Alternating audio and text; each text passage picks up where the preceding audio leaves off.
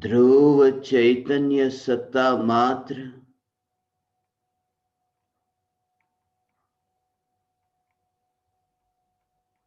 न्यायक देव हूं।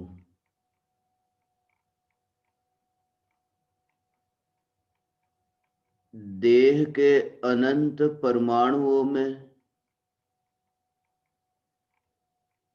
एक समय के लिए भी नहीं मिलने वाला अनंत गुणाधिपति न्यायक देव हूं।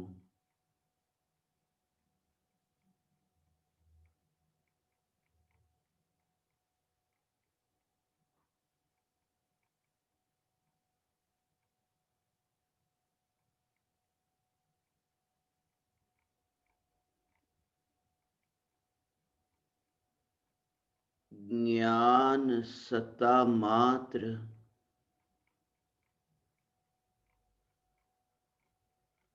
चैतन्य परमात्म तत्व हूं।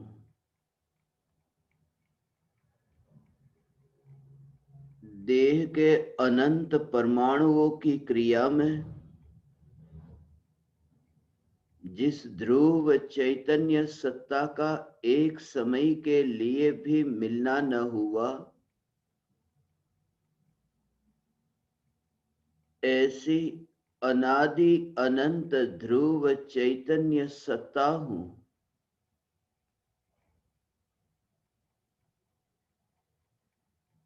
ज्ञान के निरंतर होते परिणमन में व्याप्त चैतन्य मात्र भगवान आत्मा हूं।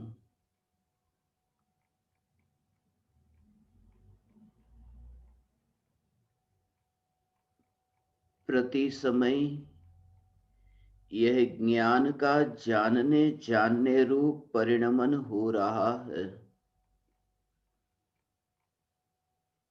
जो सहज स्वभाव है। जिस जानने रूप सहज परिणमन में विकल्प नहीं, विकल्प से जानने रूप सहज परिणमन होता नहीं, प्रति समय यह जागृति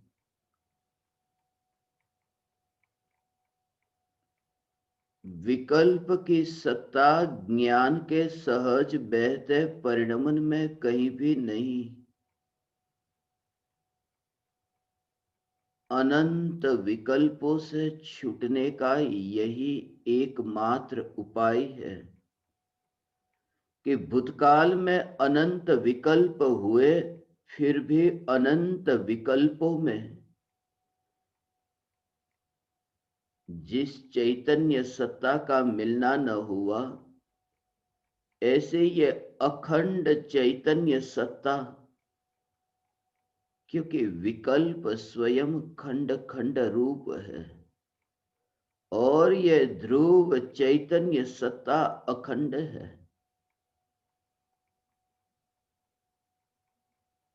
विकल्प स्वयं आकुलतामय और दुखमय है और यह ध्रुव चैतन्य सत्ता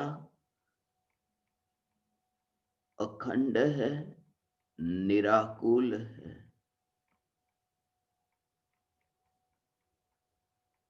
जिस ज्ञान की एक समय की पर्याय में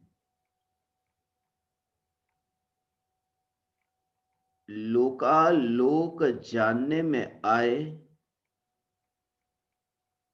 फिर भी ज्ञान की पर्याय उन ज्ञेय रूप परिणमित न हो और जानने रूप ही परिणमित हो।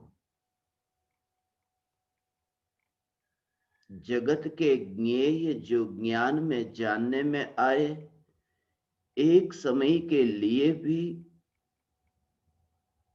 आकुलता नहीं, व्याकुलता नहीं।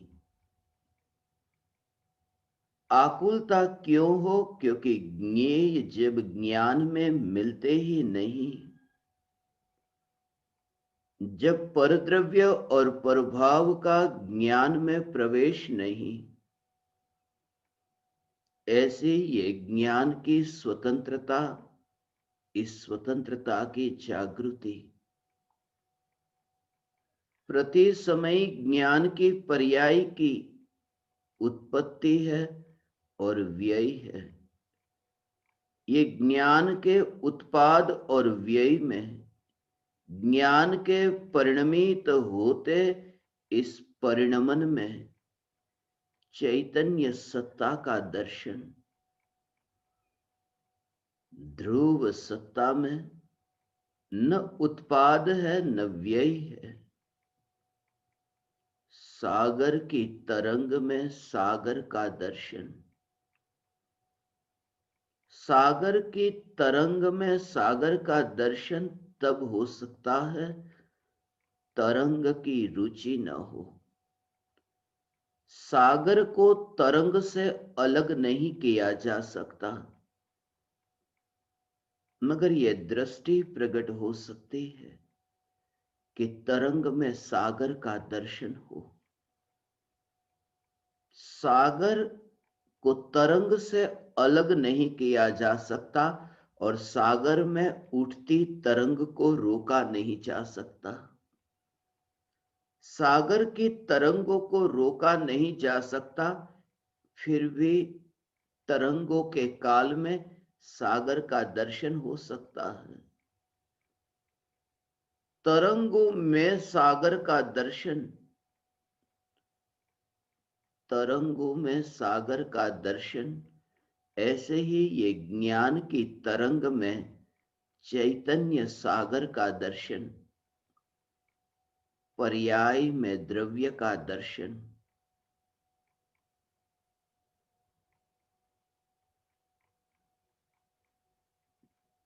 तरंग उत्पन्न हुई और तरंग नष्ट हुई।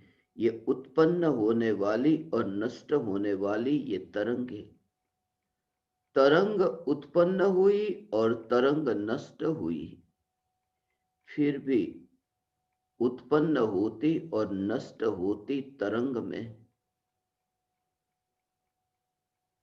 पानी तो वही का वही है। पुराना पानी कोई अलग था और नया पानी कोई अलग आया, ऐसा नहीं, पानी तो वही है। ये ज्ञान के परिणमन में ये चैतन्य सत्ता यही है। सिर्फ अंतर इतना है कि जैसे वो तरंग में सागर का दर्शन होता है, दूर से वह दर्शन होता है, तरंग में सागर का दर्शन।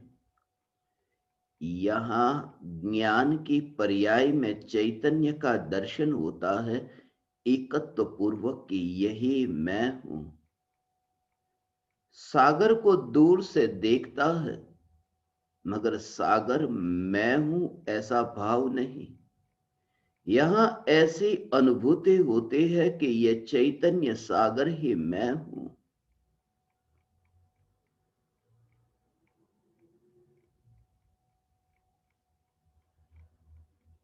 चैतन्य सागर ही मैं हूं।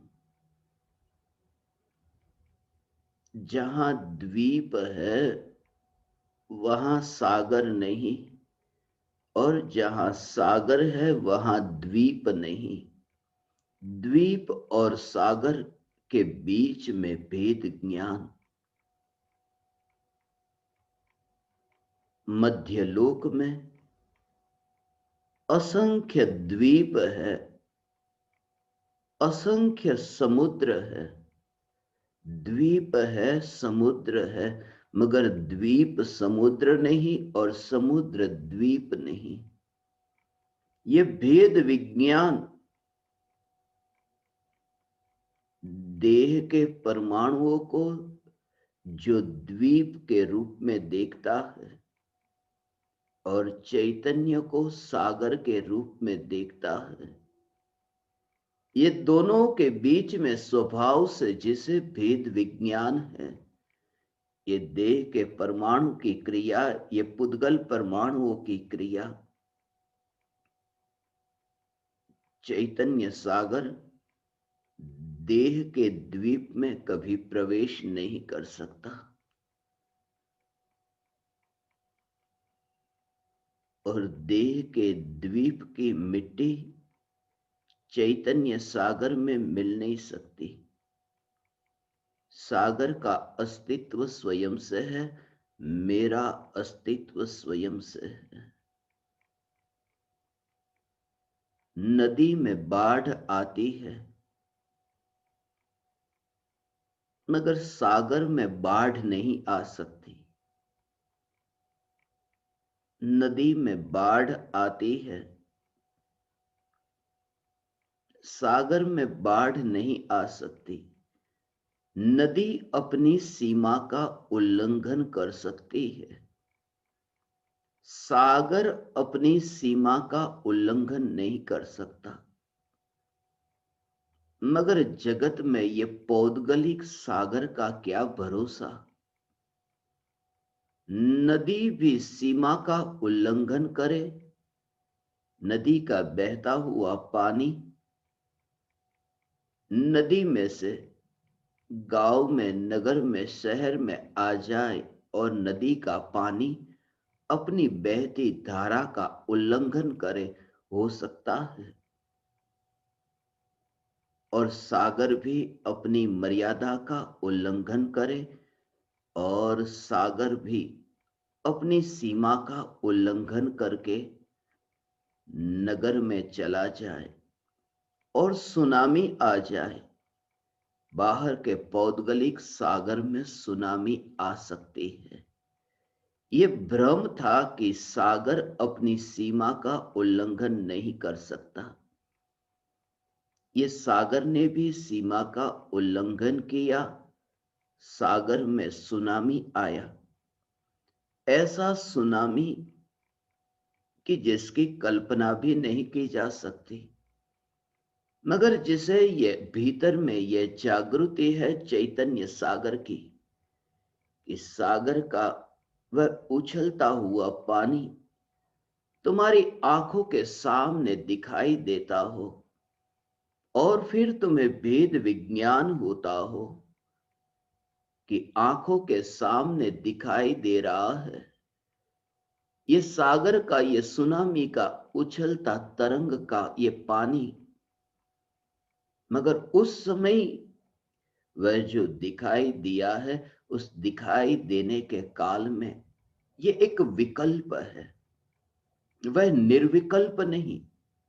सामने सुनामी का उछलता हुआ पानी आता हो और उस समय ये विकल्प हुआ कि हाँ, सामने से पानी आ रहा है, ये विकल्प हुआ।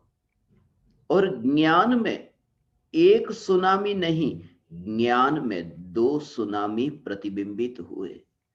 एक तो बाहर वह जो पानी में उछलती तरंग, वह सुनामी, और विकल्प की उठती तरंग, यह सुनामी। ये प्रति समय विकल्प की तरंग इतनी उठती है, इतनी इतनी तरंग उठती है। इन तरंगों का क्या, ये पलटती पलटती ये तरंगे, और इन तरंगों पर कैसे भरोसा करें। सागर की तरंग कभी कहे कि शांत है, सागर की तरंग शांत हो गई, तरंग न रही। कभी कभी शांत सागर भी देखने में आ सकता है, मगर ये विकल्पों की तरंगे कभी शांत नहीं। ये विकल्प ऐसे है जो स्वभाव से ही तरंग रूप है। विकल्प का स्वभाव ही तरंग रूप है, पलटते पलटते रहना, और कभी इतना तीव्र, कभी मंद, मगर पलटते पलटते रहना, ये विकल्प का स्वभाव है। ये विकल्प का स्वभाव है, कभी शुभ भाव और कभी अशुभ भाव, कभी पुण्य के और कभी पाप के विकल्पों की ये तरंगे भीतर में ये जानने में आती है। ये विकल्पों की तरंगे जो जानने में आती है, मगर वह ज्ञान दर्पण, ये चैतन्य दर्पण जिस दर्पण में विकल्पों की तरंग कहीं भी नहीं। सागर के सामने जाकर दर्पण लेकर के खड़े हो जाए और जैसे दर्पण में वह सागर की तरंगे प्रतिबिंबित होती हो, मगर दर्पण कितना स्वच्छ है, दर्पण गीला न हुआ, दर्पण बैर बिखेर न हुआ, दर्पण बह न गया, दर्पण निर्विकल्प, कोई विकल्प उत्पन्न न हुआ, वह दर्पण। ऐसे ही ज्ञान दर्पण का स्वरूप है। जिस ज्ञान दर्पण में अनादिकाल से अनंत विकल्प के सुनामी प्रतिबिंबित हुए, फिर भी ज्ञान दर्पण अलिप्त। यह चैतन्य दर्पण, यह चैतन्य दर्पण, यह मैं हूं। यह चैतन्य सत्ता मात्र स्वच्छ दर्पण, यह मैं हूं। यह निश्चिंतता, उस पानी का भरोसा नहीं, वह पानी तो कब आ जाए और अपनी सीमा का उल्लंघन करके दर्पण को बहाकर ले जाए। मगर ये विकल्प, ये विकल्प ज्ञान को बहाकर ले नहीं जा सकते। ये विकल्प ज्ञान को बहाकर कैसे ले जाए? क्योंकि ज्ञान की पर्याय का अस्तित्व एक समय का, एक समय की ज्ञान की पर्याय, और जिस समय वह ज्ञान की पर्याय एक समय का अस्तित्व, जिस समय विकल्प ज्ञान की एक समय की पर्याय में प्रतिबिंबित हुआ, जब है तब अपने में है, और जब नहीं है तब वह है ही नहीं, किसे लेकर जाए। जब व्यक्ति जिंदा है तब वह व्यक्ति अपने घर में है, और मरने के बाद में जब वो व्यक्ति ही नहीं रहा, तो उस व्यक्ति को लाश भले ही घर से बाहर जाती हो, व्यक्ति वह तो चला गया। जब तक वह है तब तक वह अपने घर में है, फिर तो वह है ही नहीं। ये ज्ञान की पर्याय का स्वरूप ऐसा, जब ज्ञान की एक समय की पर्याय का अस्तित्व है, तब ज्ञान की एक समय की पर्याय चैतन्य स्वरूप है, ज्ञान स्वरूप है, वह जड़ स्वरूप नहीं। एक समय की पर्याय ज्ञान स्वरूप है, जड़ स्वरूप नहीं। और जब वह पर्याय, एक समय की पर्याय जब ज्ञान स्वरूप है, जड़ स्वरूप नहीं, और एक समय के बाद वह जब नष्ट होती है, व्यय होता है ज्ञान की पर्याय का, अब कौन उसे लेकर के जाए? और ऐसी प्रत्येक समय की पर्याय का अस्तित्व एक समय का जब है, तब अपने चैतन्य स्वरूप के बाहर है ही नहीं। और ऐसे ही ये उत्पन्न होती और व्यय होती ज्ञान की पर्याय। सुनामी दर्पण को बहा कर ले जाए, मगर ये ज्ञान दर्पण को बहा कर ले जाने वाला, ये विकल्पों का सुनामी होता ही नहीं। विकल्पों में ये ज्ञान बहता ही नहीं। ये ऐसा ज्ञान है क्योंकि फासला है, क्षेत्र का फासला ऐसा दिखाई नहीं देता, क्योंकि यहां तो यही दिखाई देता है कि जहां चैतन्य सागर है, बस वहीं पर ही तो ये देह का द्वीप है। मगर फासला है, प्रदेश का भेद है, देह और आत्मा में प्रदेश का भेद है। इसलिए तो ज्ञानी चैतन्य प्रदेश में वास करते हैं। इसलिए तो ज्ञानी देह में नहीं, चैतन्य प्रदेश में। इसलिए तो चैतन्य के प्रदेश और राग के प्रदेश के बीच ये फासला है, देह के ही नहीं, राग के विकल्प के प्रदेश और ज्ञान के प्रदेश में फासला है। ये ज्ञान के प्रदेश और विकल्प के प्रदेश, क्योंकि चैतन्यपना जो है वह चैतन्यपने का विस्तार, वो विस्तार, वह जो फैलना, वह फैलना, वह फैलना चैतन्य की सत्ता के अतिरिक्त कहीं फैलना नहीं। राग के विकल्प में भगवान आत्मा ये फैलता नहीं, प्रदेश अलग अलग है, अपने अपने प्रदेश है। ये चैतन्य प्रदेश, ये ज्ञान प्रदेश, ये अपने में है। क्योंकि ये चैतन्य की जो ध्रुवता है, ये ध्रुवता सिद्ध शिला, सिद्ध परमात्मा को, वह जो अनादि अनंत चैतन्य स्वरूप तो वही है। यदि ये चैतन्य के प्रदेश का विस्तार राग के विकल्प में फैला होता, इतना ज्यादा विस्तार होता कि जो राग तक फैला हो, द्वेष तक फैला हो, विकल्प तक ये ज्ञान का विस्तार फैला हो, तो मोक्ष होगा, पूर्ण वितरागता होगी, तो वहां राग तो कट गया। तो राग जो वहां नहीं है, अर्थात चैतन्य प्रदेश में से कुछ कम हो गया, तो भगवान आत्मा में से कुछ कम हो गया। चैतन्य का जो विस्तार था, वो विस्तार थोड़ा कट गया, ऐसा मानना होगा कि चैतन्य का विस्तार कट गया क्योंकि राग न रहा। मगर चैतन्य का जो विस्तार है, उस विस्तार में तो चैतन्य ही है, राग है ही नहीं। इसलिए तो सिद्ध परमात्मा हो या संसारी हो, स्वभाव से प्रत्येक आत्मा सिद्ध है, क्योंकि प्रत्येक आत्मा का विस्तार चैतन्य के अतिरिक्त कहीं नहीं। ये ज्ञान के अतिरिक्त, चैतन्य के अतिरिक्त मेरा कहीं विस्तार नहीं। और जो ज्ञान के अतिरिक्त मेरा विस्तार नहीं, इसका भी जानना होता है ज्ञान की पर्याय में, विकल्प के बिना। ज्ञान की पर्याय में ये चैतन्य का विस्तार अर्थात चैतन्य स्वरूप, ये ज्ञान की पर्याय में जानने में आता है, विकल्प से नहीं, विकल्प से नहीं, विकल्प से नहीं।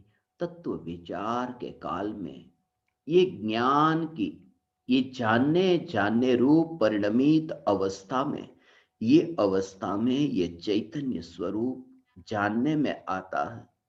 और जब ये जानने में आता है कि विकल्प चैतन्य स्वरूप में कहीं नहीं, विकल्प चैतन्य स्वरूप में कहीं पर भी नहीं, ये जब जानने में आता है, तब भी यह जागृति बनी रहती है कि मैं चैतन्य, मैं चैतन्य।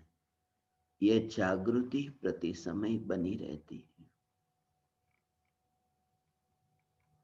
चैतन्य के प्रदेश और राग के प्रदेश के बीच भेद ज्ञान। इसलिए ज्ञानी राग का रस नहीं चखता, विकल्प का रस नहीं चखता। ज्ञानी ज्ञान का रस चखता है, ज्ञान का रस चखता है। और ज्ञान जहां है, जिस वस्तु को जीभ पर रखकर चखा जा रहा है, और वहीं पर ही मीठे के स्वाद के साथ, वहीं पर ही उसी प्रदेश पर यदि खट्टापन हो, तो खट्टा भी स्वाद में, वहां पर खट्टे का भी रस आना चाहिए।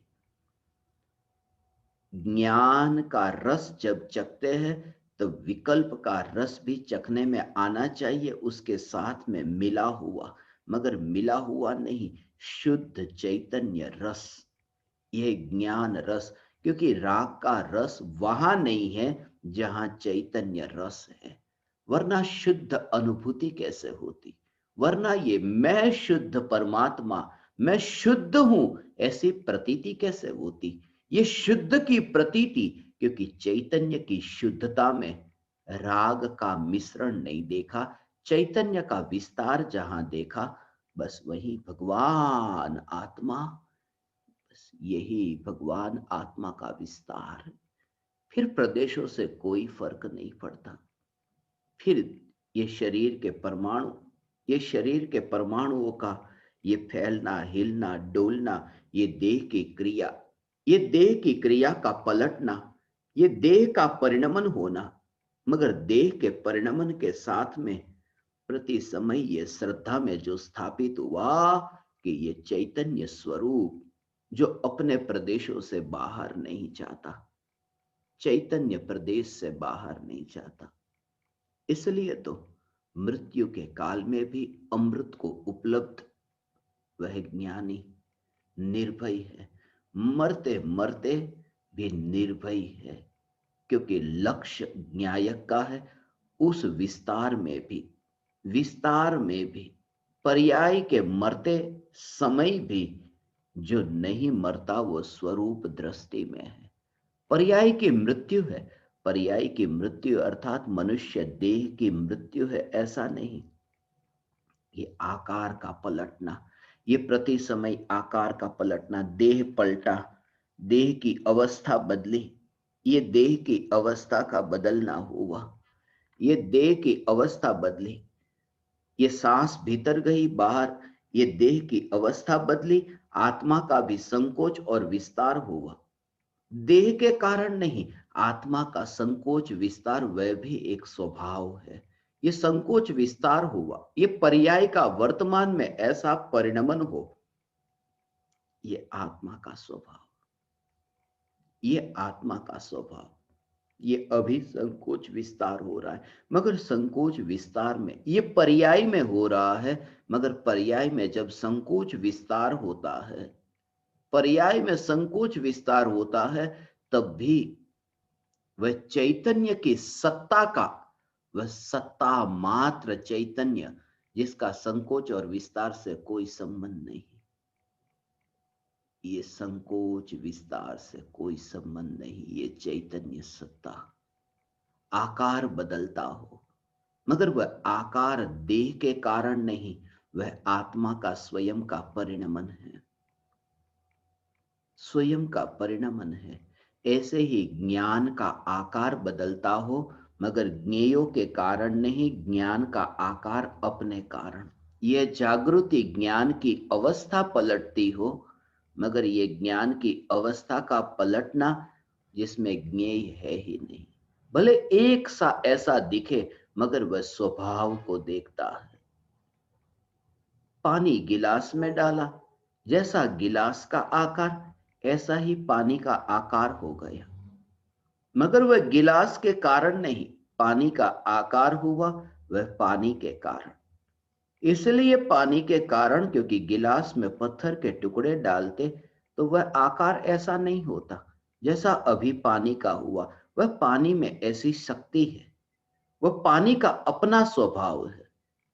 गिलास कुछ नहीं करता, होता भले ऐसा हो कि गिलास जैसे आकार का ऐसे ही आकार का पानी, भ्रम हो सकता है, मगर जो पानी के स्वभाव को देखता है तो गिलास के अधीन नहीं है। वह अपनी योग्यता है, वह अपनी स्वतंत्रता है, वह अपनी स्वतंत्रता। ये ज्ञान की अवस्था, ये अपनी स्वतंत्र अवस्था है, ये अपनी स्वतंत्र अवस्था। फिर भी गिलास के आकार को न देखना और पानी के आकार को न देखना, प्यासा व्यक्ति सिर्फ पानी को देखता है कि पानी है।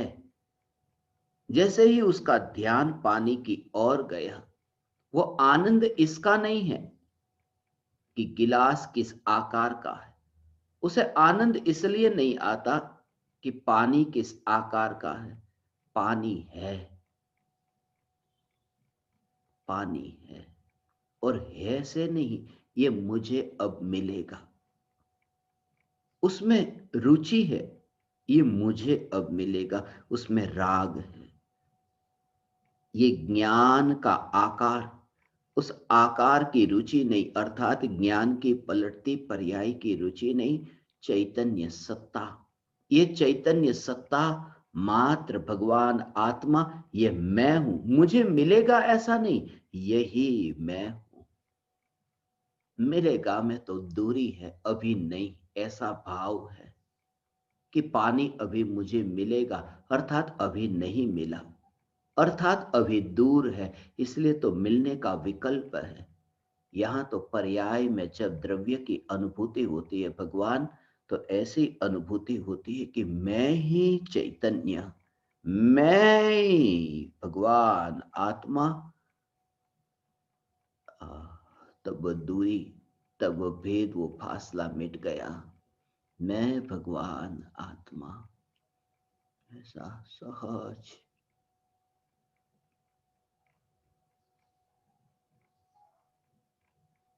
चैतन्य सागर,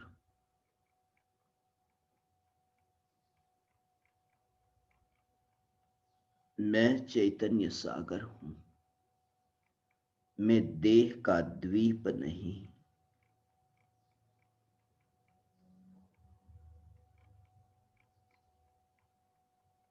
देह का द्वीप नहीं।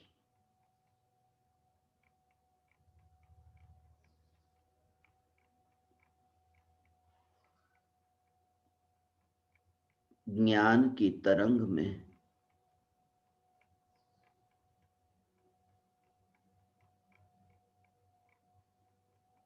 एकत्व नहीं,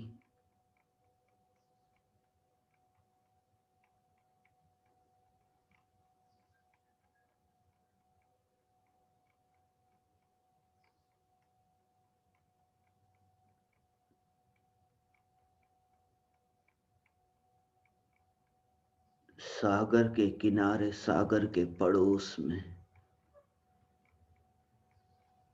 जैसे पहाड़ को देखता हो, ऐसे ही चैतन्य के पड़ोस में देह के पहाड़ को देखना।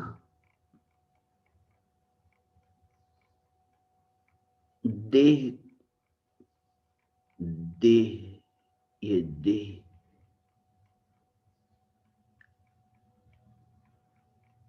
पहाड़ पर रहकर के पहाड़ को नहीं देखना, पानी में रहकर के पहाड़ को देखना, सागर में रहकर के पहाड़ को देखना। मगर जो व्यक्ति सागर में रहकर के पहाड़ को देखता है, वह व्यक्ति सागर में रहकर के पहाड़ को देखता है। ज्ञानी चैतन्य सागर में रहकर नहीं, मगर स्वयं को चैतन्य सागर मानते हुए इस पहाड़ को देखते हैं। ऐसा नित्य नित्य नित्य भगवान आत्मा का अनुभव है। ये चैतन्य परमात्मा का अनुभव ऐसा है, नित्य का अनुभव, क्षणिक से न्यारे नित्य का अनुभव। पहाड़ के परमाणु, पहाड़ के रंग रे, पहाड़ के रूप में, पहाड़ की अवस्था में जो भी है, वह जो जानता है वह जानता ऐसे ही है। देह की अवस्था में ऐसे ही जानता है।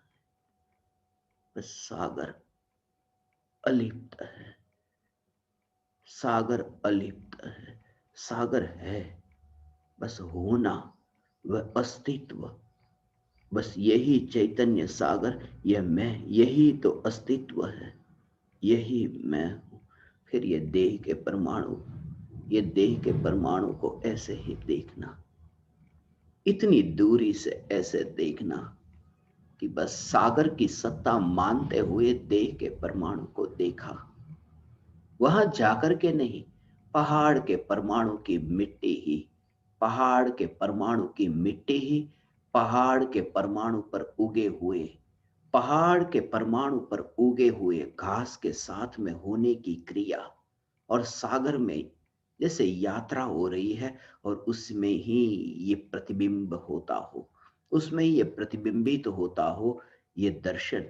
मगर उस दर्शन से ऐसा भेद ज्ञान, ये विचार भी मुझे आया, ये चैतन्य तत्व विचार, देह के साथ में ये क्रिया, ये पहाड़ का परमाणु का ऐसा स्वरूप, ये ऐसा देखना और इसे पहाड़ के परमाणु के रूप में देखना। पहाड़ के परमाणु का हिलना डोलना हो और वहां पर घास उगी है, पहाड़ के ऊपर घास उग जाती है, पहाड़ पर भी घास उगती है, और पहाड़ के परमाणु ही गति करते हो और देखते हैं कि पहाड़ के परमाणु, मिट्टी के परमाणु, पत्थर के परमाणु ऐसे ऐसे गिरते हैं कि घास, उगी हुई जो घास है वह घास दब जाती है, दब जाती है वह घास। मगर सागर का पानी वहां गया, सागर का पानी तो जाता ही नहीं, वो पहाड़ के परमाणु जैसे ही नीचे नीचे नीचे गिरे और घास के परमाणु वह दबते गए, उगे हुए थे, वह दबते गए। मगर पानी तो वहां पर गया नहीं, पानी ने तो वहां पर छुआ भी नहीं। कितना दूर है पानी, कितना दूर है ये सागर, सागर का पानी। उछलती तो है तरंगे जिसमें प्रतिबिंब पड़ता है, मगर प्रतिबिंब जो पड़ता है वह भी सागर में, सागर के कारण, पहाड़ के कारण नहीं, घास के कारण नहीं। और फिर भी वह उछलती तरंग, वो तरंग में प्रतिबिंब पड़े, फिर भी पानी की सत्ता, वह जो स्वभाव, वो जो खारापन, वह जो खारापन, वह सदाकाल, सदाकाल है, बस सदाकाल है, सदाकाल है। यही विचार चला।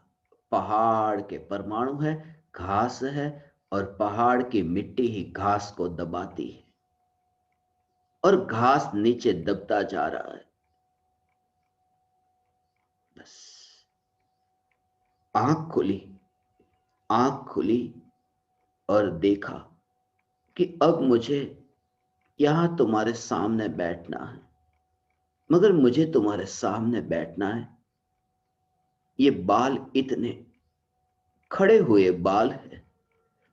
जब बाल को ठीक कर रहा था, तब वो बाल को ठीक करते समय इस शरीर के परमाणु को मैंने द्वीप के रूप में देखा, ये शरीर के परमाणु को द्वीप के रूप में देखा।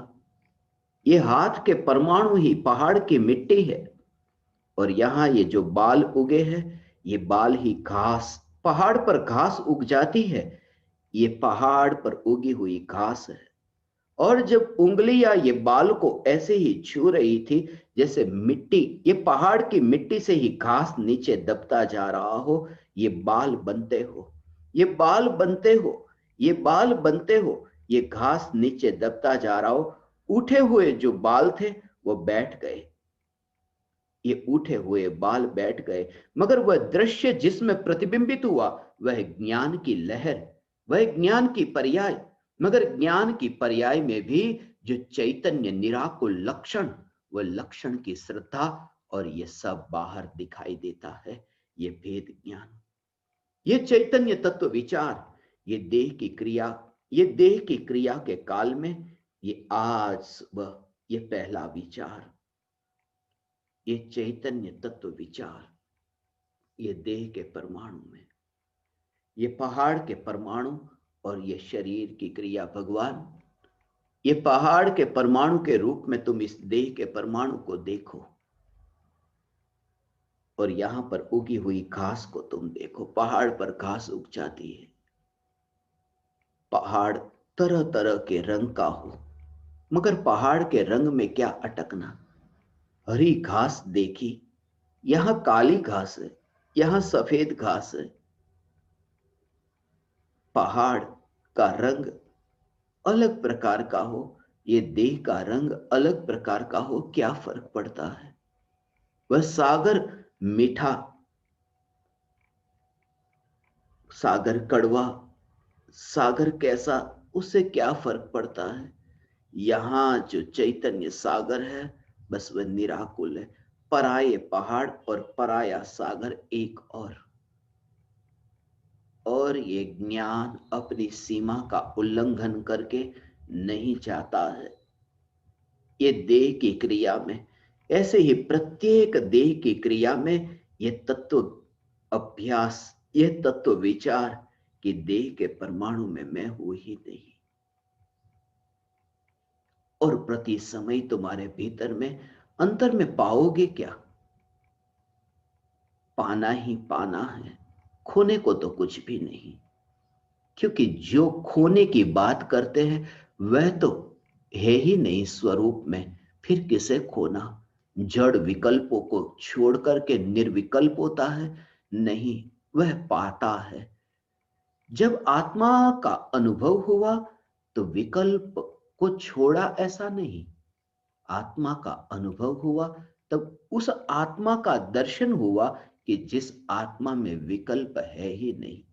कहने में यह आया कि विकल्प को छोड़ दिया, ये सब कहने की भाषा है। विकल्प को छोड़ा ही नहीं, सिर्फ भेद विज्ञान हुआ कि विकार का भाव, विकार की तरंगे और ये सागर, दोनों में अंतर है। एक सागर तो ऐसा है जो अशुद्ध पर्याय रूप, ये विकल्पों को भी सागर कहा, विकल्प को भी सागर कहते हैं। विकल्प का भी सागर है, विकल्प की भी तरंगे है, विकल्प का भी खारापन है। इसलिए तो संसार को सागर कहते हैं, संसार समुद्र कहते हैं। संसार का एक सागर है, मगर जिसने चैतन्य सागर को जाना, उसने भगवान ये जाना कि विकल्प का सागर चैतन्य सागर में नहीं, सागर और सागर के बीच में भेद विज्ञान। चैतन्य सागर और संसार सागर के बीच में भेद विज्ञान। सिद्ध भगवान भी सागर से दूर नहीं, संसार सागर को पार कर गए, मगर चैतन्य सागर, आनंद सागर, इसलिए तो आत्मा की अनुभूति होती है। तब ये कहा अतीन्द्रिय आनंद का सागर। ये सागर उछलता है, मगर ये अतीन्द्रिय आनंद का सागर जो उछलता है ना, वह सागर भी अपनी मर्यादा का उल्लंघन नहीं करता। आ, आ, अपनी मर्यादा का उल्लंघन नहीं करता भगवान। कितना ऐसा अतीन्द्रिय आनंद का सागर उछलता उछलता, अतीन्द्रिय आनंद का सागर उछलता।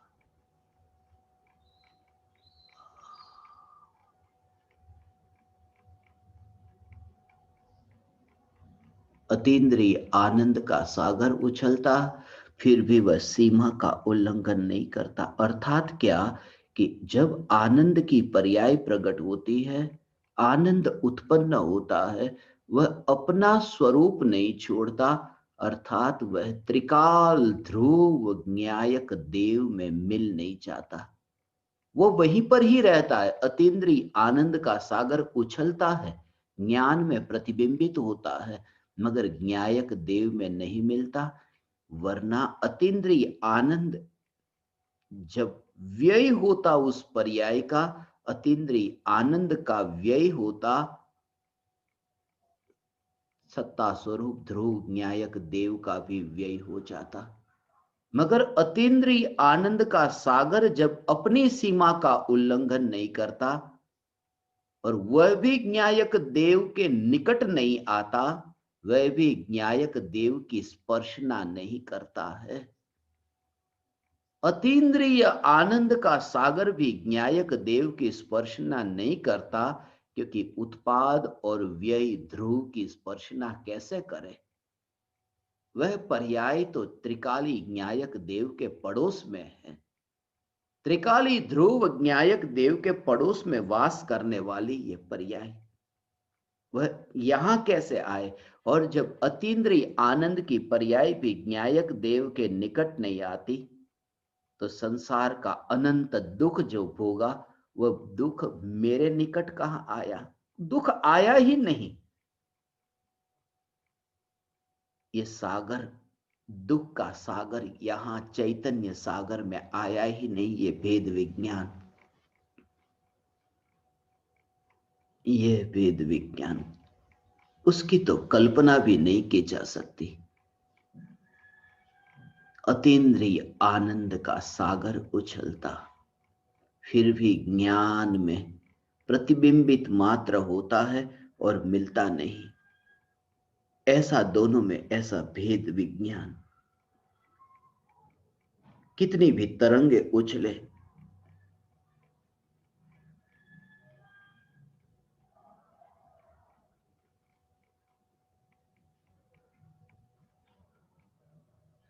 एक ही उपाय है, न्यायक देव, न्यायक देव, न्यायक देव, एकमात्र उपाय है,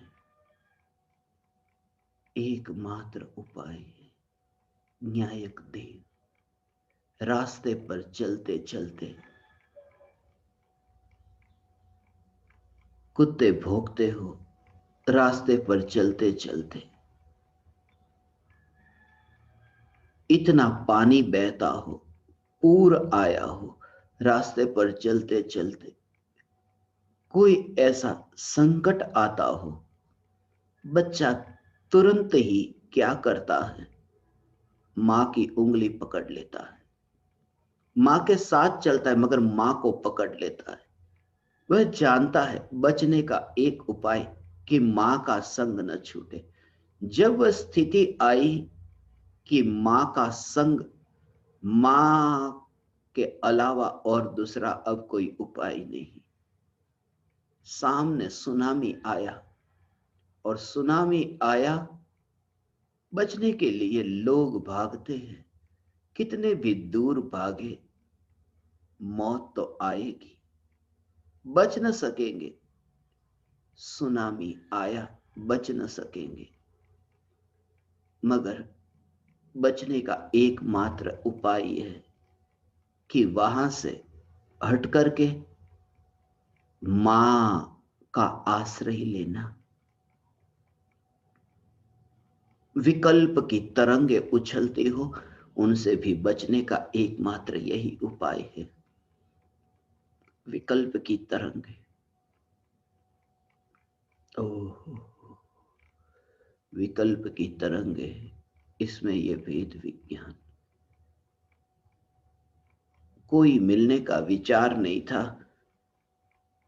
मगर सहज ही ये विकल्प आया। 142 142 142 फीट, 142 फीट, 142 फीट ऊंची ऐसी सागर की तरंग,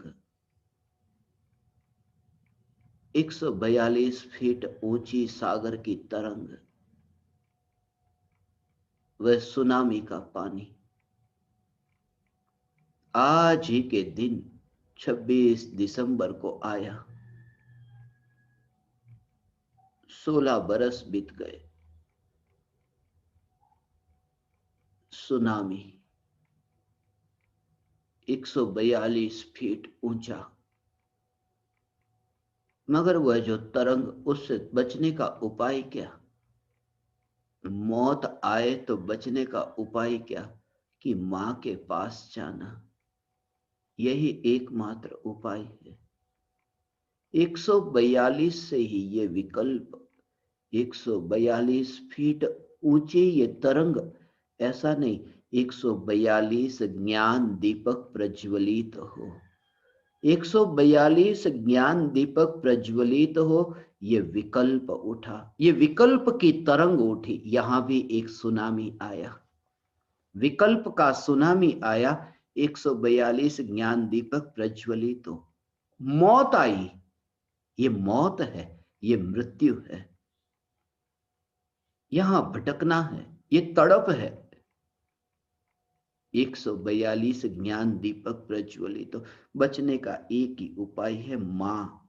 पर्याय, जो ज्ञान की पर्याय 142 ज्ञान दीपक प्रज्वलित हो, ऐसे विकल्प की ओर है, वहां से ध्यान हटे और मां, आत्मा का आश्रय ले। अब निश्चिंतता, विकल्प की सुनामी अब कहीं पर भी मारने वाली नहीं। ध्यान ही अंतर्मुख होता है, विकल्पों की सुनामी ये एक ऐसा अद्भुत चमत्कार है। प्रत्येक प्रत्येक प्रत्येक आत्मा चमत्कारी पुरुष है, प्रत्येक आत्मा चमत्कारी पुरुष है। लोक में ऐसा तो कहीं नहीं होता। हो भगवान कि सामने बहती नदी हो, नदी बहती हो, नदी में पूर आता हो और बेटा मां की उंगली पकड़ ले तो बच जाए, इसकी संभावना क्या? बेटा मां की उंगली पकड़ ले, बचने की संभावना कैसा चमत्कार दुनिया का है कि ये जो पूर आया था, नदी का पूर आया था, बेटे ने मां की उंगली जैसे ही पकड़ी कि पूर खत्म हो गया। पूर ही न रहा, और पूर न रहा नहीं, नदी ही न रहे, वो बहता पानी ही न रहे तो कैसा लगे कि अरे वही न रहा, पानी न रहा, ये कैसा चमत्कार हो गया। नदी में तो कभी ऐसा देखा भी नहीं जाता। ऐसा तो कोई बच्चा नहीं जो मां की उंगली पकड़े और नदी का पूर, नदी का पानी खत्म हो जाए, व्यय हो जाए। मगर ऐसा होता है कि जब आत्मा की पर्याय ये आत्मा का आश्रय लेती है, मां का आश्रय लेती है, तब विकल्पों की जो तरंगे थी, विकल्पों का जो सागर का तरंग, वह विकल्पों की सुनामी, ये सुनामी समाप्त हो जाती है, निर्विकल्प हो जाता है। इसलिए अनंत विकल्पों से छुटकारा। और जिसने ये द्रव्य का आश्रय लिया, इससे महान और क्या बाहर का चमत्कार। मैं चमत्कार की ओर ध्यान नहीं देता, अर्थात विकल्प जो उत्पन्न नहीं होते उसकी ओर ध्यान नहीं देता। मां जो मिल गई, आत्मा, ये द्रव्य का आश्रय। सुनामी को रोका नहीं जा सकता। जगत में कितनी भी प्रतिकूलता आए, और ये प्रतिकूलता भी प्रतिकूलता क्या, क्योंकि जिसे वो विकल्पों की सुनामी में वो प्रतिकूलता प्रतिकूलता नहीं लगती, वो तो एक सहायक हो गई अंतर्मुख होने के लिए, एक सहायक हो गई। ये सागर की तरंगे उछलती है और दर्पण में प्रतिबिंबित होती है, तो वे तरंगे दर्पण की शत्रु नहीं है, क्योंकि वो उछलती है। वह दर्पण की शत्रु नहीं, वह तरंगे तो सहायक बन गई, ये बात बताने के लिए कि दर्पण ऊंचा नीचा नहीं हो रहा है, दर्पण स्थिर है। दर्पण यदि ऊंचा नीचा होता तो वो उछलती तरंग स्पष्ट नहीं दिखाई देती। ये स्पष्ट दिखाई देती है इसलिए क्योंकि दर्पण स्थिर है। दर्पण की स्थिरता की श्रद्धा के लिए ये तरंगों का उछलना वो और स्पष्ट कर देता है कि दर्पण स्थिर है। ये ज्ञान स्थिर है कि जिसमें ये विकल्पों की तरंगे, ये सुनामी विरोधी नहीं, प्रतिकूल नहीं, ये सुनामी से ही तो अमृत का बोध होता है कि मैं न मरा सुनामी में, सुनामी में मैं न मरा, अनामी न मरा। सुनामी से अनामी का क्या संबंध है? यह जागृति। सागर से मेरा क्या संबंध है? सागर, सागर, तो सागर, वह सागर का तो अंत है, वह सागर का अंत है और मैं अनंत हूं। बाहर के सागर का क्या? और जब मैं बाहर का सागर कहूं तब इंडोनेशिया का सागर नहीं, हिंद महासागर नहीं, सागर का अंत है। सागर का अंत है अर्थात नरक में जन्म हुआ, स्वर्ग में जन्म हुआ, नरक में गया, स्वर्ग में गया, नरक में और स्वर्ग में जन्म होता है। सातवें नरक में 33 सागर, 33 सागर, ये सागर का अंत है। 33 सागर अनादि अनंत नहीं है। 33 सागर नरक का और सर्वार सिद्धि के देव, ये स्वर्ग में 33 सागर, ये सागर का भी अंत है। सागर का अंत है और मैं हूं चैतन्य सागर जो अनंत। मैं अनंत हूं, मैं सागर नहीं हूं। ये बाहर के सागर से मैं अनंत चैतन्य सागर, मैं सागर नहीं। इसलिए तो अंत में तो लंबा जीवन जीना, लंबा जीवन तो सातवें नरक का नारकी भी 33 सागर का आयुष्य, क्रियाकांडी भी पहुंच जाते हैं स्वर्ग में। 31 सागरोपम वर्ष का आयुष्य, द्रव्यलिंगी मिथ्या दृष्टि मुनि, 31 सागरोपम। मगर वह सागर का क्या कहना, कोई भी सागर हो, सागर का अंत है, सागर का अंत है। इसलिए तो कितने ही अवसर्पिणी काल का अंत हुआ, उत्सर्पिणी का अंत हुआ। ये काल चक्र जिसका अंत आता है, पलटना पलटना पलटना होता है, वही नहीं टिक कर रहता। फिर वह 20 कोड़ा कोड़ी सागर भी क्यों ना हो, सागर का अंत है, सागर का अंत है। और चैतन्य सागर अनंत है। मैं चैतन्य सागर हूं, मैं चैतन्य सागर हूं। प्रति समय यह जागृति, मैं चैतन्य सागर, मैं भगवान आत्मा, मैं नित्य ध्रुव न्यायक देव हूं। अनंत सुनामी आई और सुनामी आकर के खत्म हुई, मगर निश्चिंतता,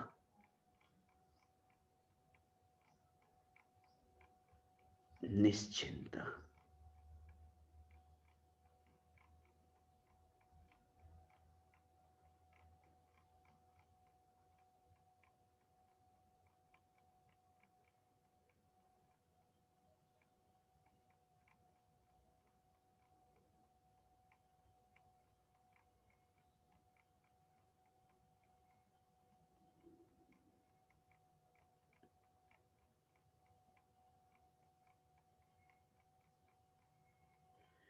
ये चैतन्य सागर,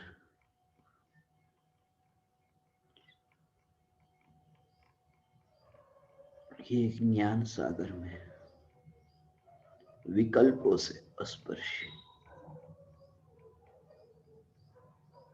यहीं पर ही ऐसा लगता हो कि भाव हो रहे हैं बोलने के, मगर फिर भी वह दूरी दिखती हो कि ये बोलने के भाव जो हो रहे हैं, ये बोलने के भाव में और ज्ञान के निराकुल स्वभाव में कोई संबंध ही नहीं होता।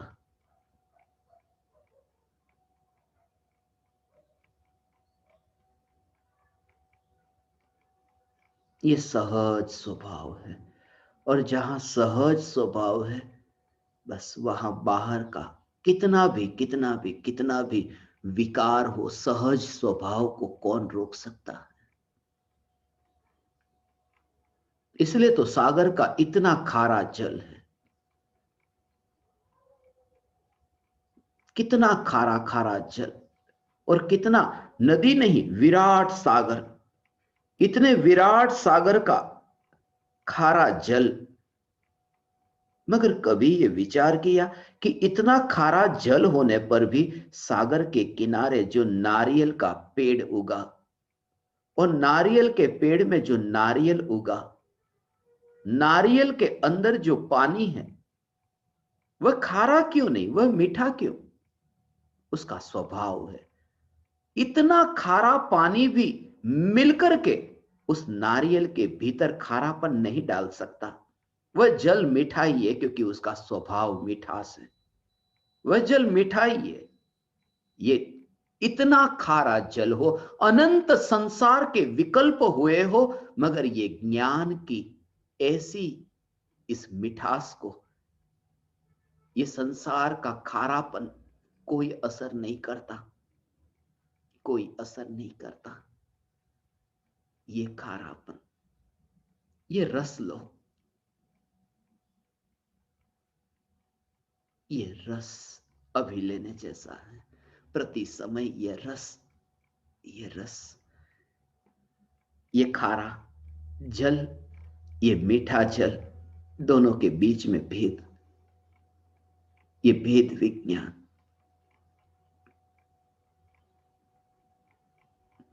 खारा जड़नो दरियो भरियो, मीठा जड़नो लोटो, तरस्या ने तो दरिया थी ये, लोटो लागे मोटो। खारे जल का समुद्र हो और मीठे जल की प्याली, मगर जो प्यासा है उसके लिए तो वो प्याली में जो जल है वो अधिक दिखता है सागर के जल से। प्यासा है ना, अनंत संसार के अनंत विकल्प, विकल्प अनंत है और न्यायक एक है।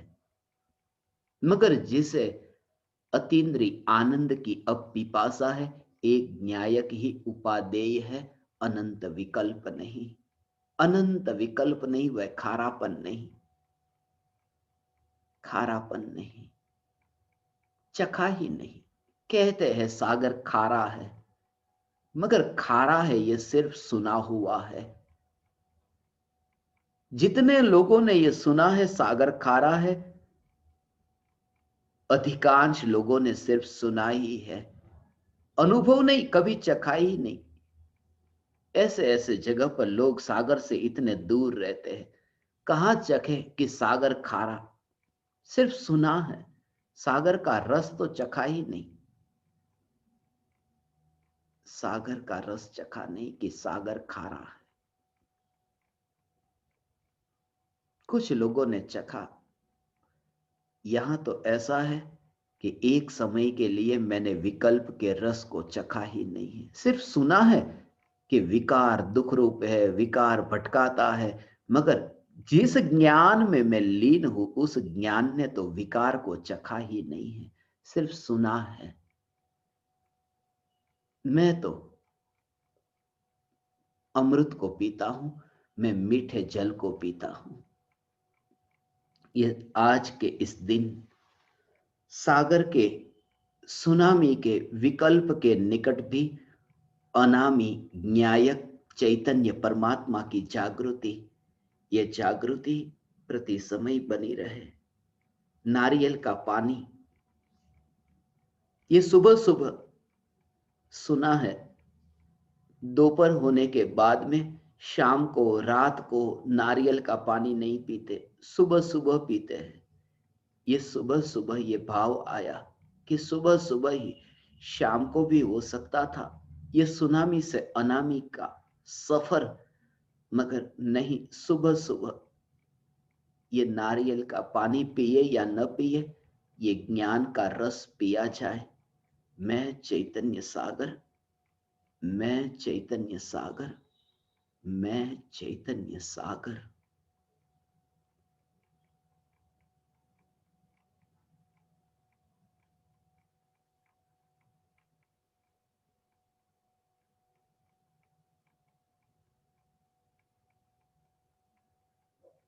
ओ